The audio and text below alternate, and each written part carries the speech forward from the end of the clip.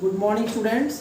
इससे पहले class 12th में हम लोगों ने ग्रामेटिकल पोर्शन में synthesis, transformation, narration, active passive voice, prepositions इसको कवर किया था।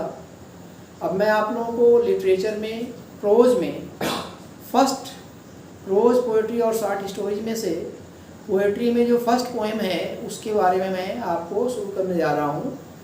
यहाँ देखते हैं हम लोग की जो फर्स्ट पोएम है उसका नेम है character of a happy life और पोएट का नेम है sir Henry Wharton.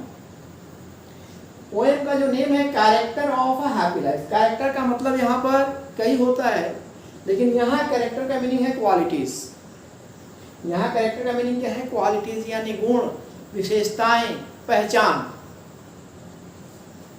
Happy life का मीनिंग है good life, a life full of happiness, यानी एक सुखमय जीवन, एक अच्छा जीवन, एक बेहतरीन जीवन, एक शानदार जीवन जीने के कौन कौन से गुण हैं?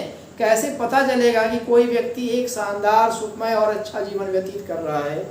How can we identify, how can we measure, how can we determine that a person is leading a happy, prosperous and useful life for the society and for himself? किस तरह से हम ये गणना करेंगे, आकलन करेंगे, समझेंगे कि कोई व्यक्ति एक बहुत ही बेहतरीन, शानदार और अच्छा जीवन व्यतीत कर रहा है जो उसके लिए और समाज के लिए बहुत ही बेहतर है। यहाँ कैरेक्टर के मीन्स होता है क्वालिटीज और happy life means good life. मैंने यहाँ पर कुछ पॉइंट लिखा है कि अगर आपको देखना है, if we have to measure, if we have to see, if we have to determine whether a person is leading a happy life, whether a person is leading a good life, then these are the some qualities which should be present in him. ये कुछ यहाँ पर गुण हैं जो उसके अंदर होने चाहिए और कुछ ऐसी चीजें हैं जो उसके अंदर नहीं होनी चाहिए। सबसे पहली क्वालिटी देखिए यहाँ पर क्या है। नंबर 1 में मैंने क्या लिखा है? Independent and truthful, honest. Independent, independent means स्वतंत्र होता है, किसी पर आश्रित नहीं होता है, निराश्रित होता है। वो निराश्रित होता है। ट्रूथफुल, सच्चा होता है, सत्यवादी होता है। ऑनेस्ट मीन्स ईमानदार होता है। तो एक अच्छी बेहतरीन लाइफ लीड करने वाले पर्सन के अंदर पहली क्वालिटी, उसे दूसरों पर आश्रित न रह करके सत्यवादिता के साथ ईमानदारी होनी चाहिए।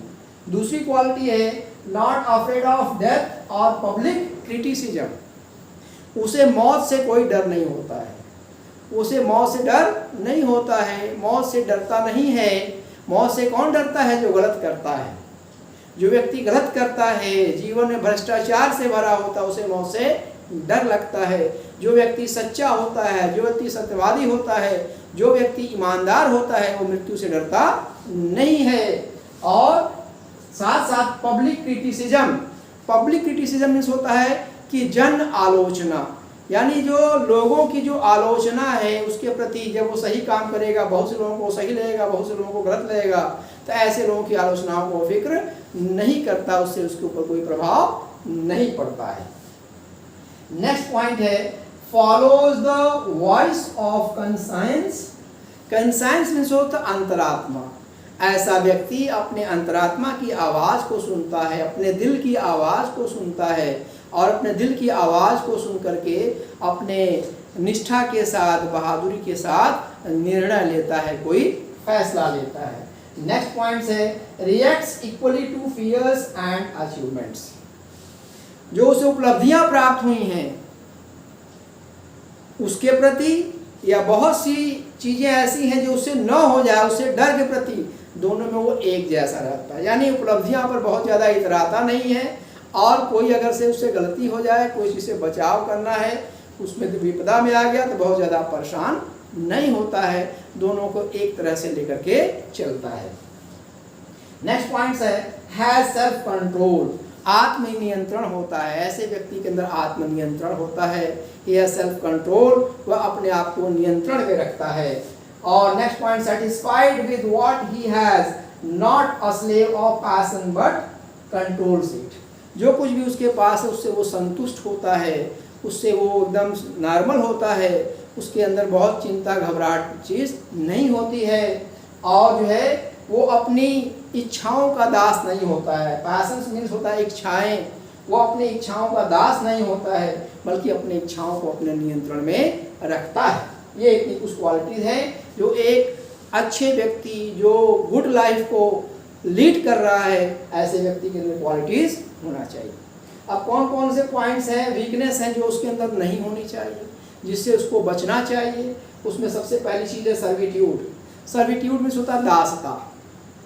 दासता मतलब दूसरों के ऊपर डिपेंडेंट होना। दूसरों के ऊपर डिपेंडेंट कौन होता है? जिसके अंदर खुद की कमी होती है, जो स्वयं निर्णय न ले सके, जो स्वयं के अंदर अज्ञानता हो, जिसके अंदर स्वयं के अंदर जिसके अंदर अंधकार हो, स्वयं के अंदर जिसके अंदर चोरी हो, स्वयं के अंदर जिसके अंदर जो है तमाम बुराइयां हो, वो जो है जिसको अपने पर भरोसा न हो, अपने अंदर ईमानदारी न हो, ऐसा व्यक्ति दूसरों पर हमेशा सहारा लेता है, दूसरों के प्रति रहता है।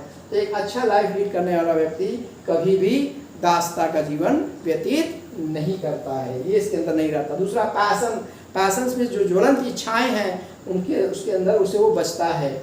और तीसरा फ्लैटरर्स, जो चम्मच लोग होते हैं, जो उसकी चापलूसी करने वाले लोग होते हैं, ऐसे लोगों से भी वो अपने आप को बचाने की कोशिश करता है और दूर रखने की कोशिश करता है। अब यहाँ पर मैंने लिखा है only God and one's own self is needed to live purely and blissfully. अगर हम चाहते हैं कि बेहतरीन, शानदार, अच्छा जीवन व्यतीत करें, तो हमें ईश्वर का आशीर्वाद और साथ साथ में अपने खुद के अंदर का भरोसा, आत्म, और अपने अंदर की जो अंतरात्मा की आवाज़, इसी की आवश्यकता है। अगर इन दोनों को हम साथ में ले लें तो हमारा जीवन अच्छा और सुखमय हो जाएगा। In this way, by using these points you can easily right the central idea of the poem. In points को एक साथ में करके सेंटेंस बना करके आप सेंट्रल आइडिया लिख सकते हैं। इस मतलब कि the central idea of the poem is that a person who is leading a happy life. अब उसके बाद में यहाँ पर आप लिख देंगे should be independent, truthful and honest. He should not be afraid of death और public criticism. He should follow the voice of his conscience and he reacts equally to fears and achievements. He has self-control. He is satisfied with what he has, and he is not a slave of passions, but he is the controller of his passions. He avoids servitude, passion, and flatterers. And in the last concluding lines, you can write only God and one's own self is needed to live purely and blissfully. In this way, by collecting together these points, you can easily write the central idea of the poem. आइए अब हम जो है poem का stanza wise अब इसका हम पढ़ेंगे, उसका मीनिंग निकालेंगे क्या कहा जा रहा है। स्टैंजा नंबर 1 पोएम का देखिए, हम पहला स्टैंजा पढ़ रहे हैं। How happy is he born और taught that serveth not another's will, whose armour is his honest thought and simple truth His utmost skill। इस तरह से ये आप देख रहे हैं कि 4 लाइंस का एक स्टैंजा है, और इसमें जो राइम स्कीम है आप ध्यान से देख रहे हैं। राइम स्कीम इसका जो है ए बी है। This is the rhyme scheme of this stanza. अब इसमें क्या कहा जा रहा है? How happy is he born और taught that serveth not another's wills. Means really a person who is leading a happy life is trained, is educated from his birth, from the beginning of his birth, that never be dependent for your decisions, for your other things on others, but be able to take the decisions boldly by yourselves। यानी वह व्यक्ति जिसे बचपन से ही ये सिखाया गया है कि दूसरों की दासता का जीवन व्यतीत न करो, दूसरों के ऊपर निर्भर न करो, दूसरों की इच्छाओं के ऊपर डिपेंड न करो। Whose armour is his honest thought and simple truth his utmost skills. Means he is an honest person, he is an honest person and he is truthful. वह एक ईमानदार व्यक्ति होता है और वह एक सच्चा व्यक्ति होती है। means honesty and truthfulness are the two qualities present in a person who is leading a happy life. ऐसा व्यक्ति जो शानदार बेहतरीन अच्छा जीवन व्यतीत कर रहा है वो दूसरों का दास नहीं होता है, अपने राय मशवरे के लिए हमेशा दूसरों पे ही निर्भर नहीं रहता है, और वह ईमानदार होता है और वह सच्चा होता है. In this way this is explained in the first stanza of the poem. अब जो है इसका आपको रेफरेंस, कॉन्टेक्स्ट और एक्सप्लेनेशन लिखने के लिए भी आता है, ये आपको पहले बताया जा चुका है एग्जाम में. Reference, context and explanation.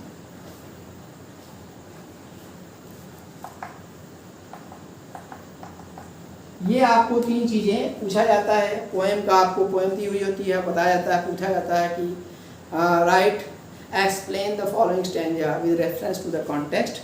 ये आपको पूछा जाता है दो पोएम का, एक पोएम का. तो रेफरेंस लिखने में आप जानते हैं रेफरेंस में क्या लिखते हैं, इसमें पोएम और पोएट का नेम लिखते हैं रेफरेंस में.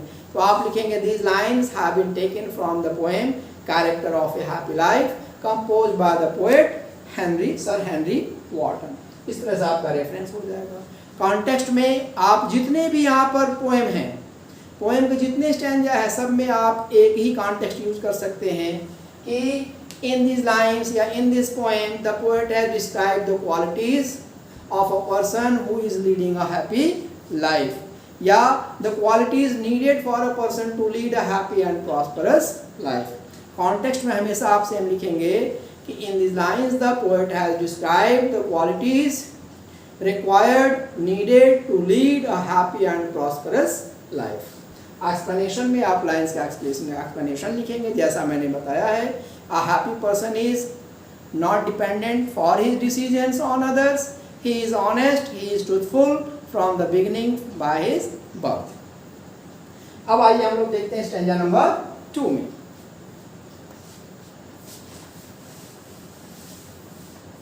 स्टैंजा नंबर 2 में देखिए ध्यान से.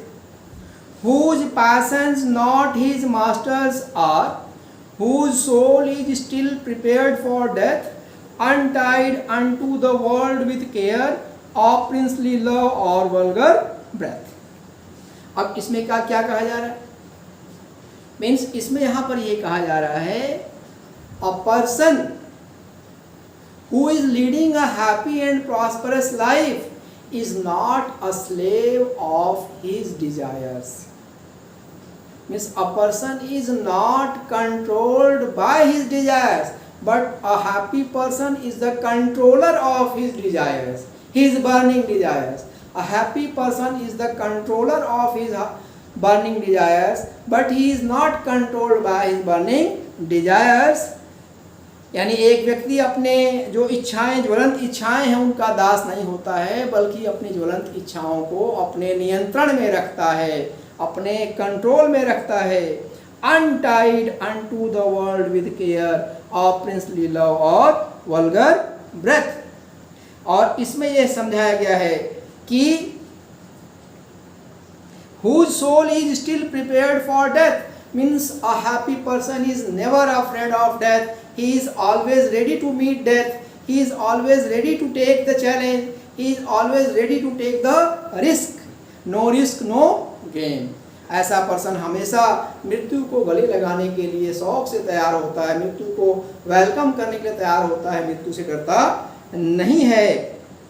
और साथ साथ में इसमें यह भी कहा गया है कि एक वास्तविक सुखी मनुष्य न किसी राजकुमार जैसे प्रेम की आकांक्षा रखता है और न ही वह सामान्य मनुष्यों की आलोचना से डरता है.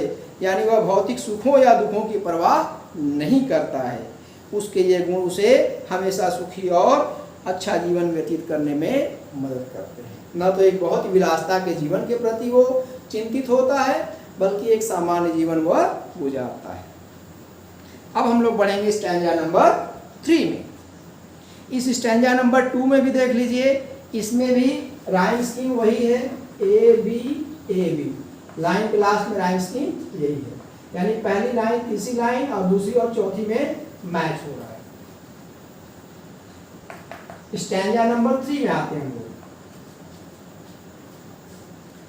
who hath his life free from rumors spread, whose conscience is his strong retreat, whose state can neither flatterers feed nor ruin make oppressors great. आगे इसी में कड़ी में बतला रहा है कि एक सुखी जीवन व्यतीत करने वाला व्यक्ति कभी भी अपने आप को कह रहा है कि लोगों की जो आलोचनाओं से या लोगों की जो फ्लैटरी से उसको अपने आप को दूर रखता है. A happy person keeps himself away from the flatterers, from the flattery. और साथ साथ में कह रहा है he always hears the sound of his inner voice, conscience before taking any decision. किसी भी मतलब कि फैसले को लेने से पहले अपने वो अंतरात्मा की आवाज़ को सुनता है, उसकी शरण में जाता है, उसी के अनुसार कार्य को करता है.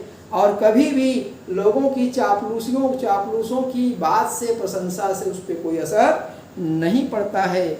और न ही जो है कोई तबाही परेशानी या न ही कोई जो है उसके विरोधी उसका किसी तरह से कोई नुकसान पहुंचा पाते हैं. वह हमेशा सुखी रहता है इस तरह से. अब आइए स्टैंजा नंबर 4 देखते हैं. स्टैंजा नंबर 4, इसमें भी स्कीम वही है, ए बी राइम स्कीम वही है. Who envies none whom chance doth raise, nor wise who never understood how deepest wounds are given with praise, nor rules of state but rules of God. अब यहाँ पर कह रहे हैं envies means होता है घृणा करना, हेट करना. यहाँ पर वर्ड आया है एनवीज. एनवीज मीन्स हेट, घृणा करना, नफरत करना. Means a happy person never hates, never dislikes the person who have become great by chance, by luck. यानी उसके प्रति कोई उसकी जलन नहीं रहती, ईर्ष्या नहीं रहती, जो अचानक बहुत दुनिया में समाज में किसी वजह से बहुत बड़े बन गए, या फिर जो है ऐसे लोगों से जो ये नहीं जानते हैं कि झूठी प्रशंसा करने से कितना लोगों का नुकसान हो जाता है. और वो हमेशा अपने जो अच्छे नीति जो होते हैं, नियम होते हैं, उनसे कंट्रोल होता है. और दुनियावी जो शाही या बाकी रूप कायदे कानून है, बल्कि उनका फिक्र वो नहीं करता है. एक अच्छे नैतिक जीवन पर विचार करके उसी हिसाब से अपनी ज़िंदगी का गुजारता है. स्टैंजा नंबर उसके बाद देखेंगे हम लोग 5.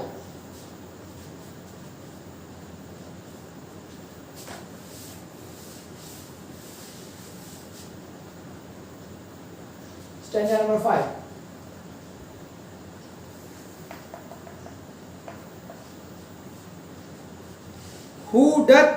Who God doth late and early pray, more of his grace than gifts to land, who entertains the harmless day with a well chosen book or friend. अब इसमें कह रहा happy person is always interrelated with God, his mercy, his glory. He always prays to God, and prays to God for what? For his grace, for his kindness, not for his worldly purpose or gift. And whatever the leisure time, spare time he gets, he passes his leisure time, spare time with good friends or with the books which are good to read and which are inspiring, which give us good moral lesson. यानी एक अच्छा व्यक्ति कभी भी जो है ईश्वर की प्रार्थना करता है, ईश्वर की कृपा का वो हमेशा शुक्रिया करता है, और जो है अपना जो खाली वक्त जो उसका होता है वो अच्छी किताबों से और अच्छे दोस्तों के साथ व्यतीत करता है, गुजारता है. अब इस पोएम का लास्ट कंक्लूडिंग स्टैंजा हम लोग पढ़ेंगे, स्टैंजा नंबर 6. ध्यान दें. This man is free from servile bands of hope to rise or fear to fall, lord of himself though not of lands, and having nothing he hath all. अब यहाँ पर देखिए, ऐसा व्यक्ति जिसमें इन सभी गुणों का समावेश हो, ऐसे व्यक्ति को कहा जा रहा है. वो क्या होता है? वह चाटुकारों से, ऐसे लोग जो कि मतलब कि एक दूसरे की प्रशंसा, झूठी प्रशंसा करने वाले लोग हैं, उनसे वह दूर रहता है और उसे कभी भी अपने बहुत ऊंचा उठने की या बहुत नीचे गिर जाने का डर नहीं रहता है और वो अपने आप का मालिक है।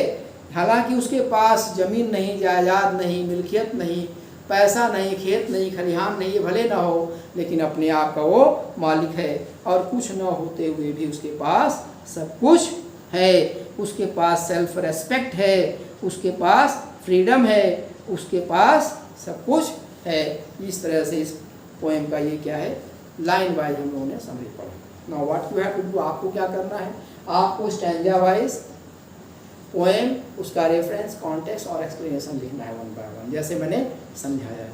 सेंट्रल आइडिया जो मैंने पॉइंट्स दिया है, उन पॉइंट्स का यूज़ करके आप सेंट्रल आइडिया लिख लेंगे और लिखने के बाद फिगर्स ऑफ स्पीच जो मैंने बिगिनिंग पढ़ाया है, वो फिगर्स ऑफ स्पीच को यहाँ पर आप पोएम में कौन कौन सा यूज़ किया है, क्या है फिगर्स ऑफ स्पीच, उसको भी आप नोट करेंगे।